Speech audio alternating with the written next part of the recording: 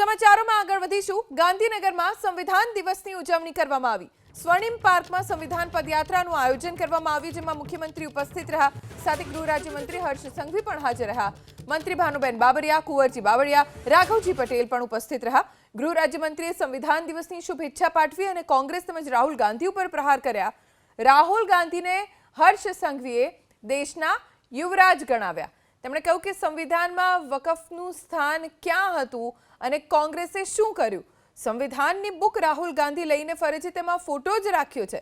રાહુલ ગાંધીના મનની વાત એ કોંગ્રેસનું સંવિધાનને સૌથી વધુ ઠેસ કોંગ્રેસે પહોંચાડી। ભાજપ સરકારે તો સંવિધાનનું સંપૂર્ણ પાલન કર્યું।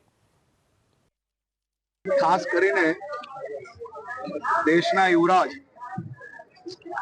શ્રીમાન રાહુલ ગાંધી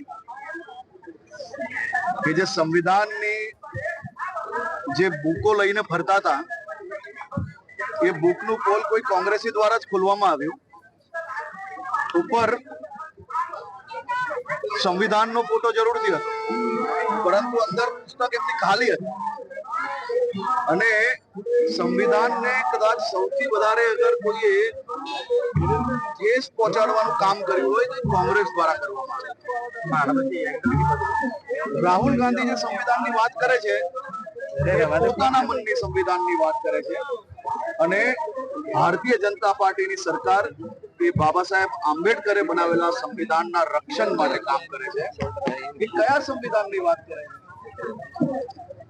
સંવિધાનમાં આ વકફ કયા સ્થાન પર હતું ને ક્યાં હતું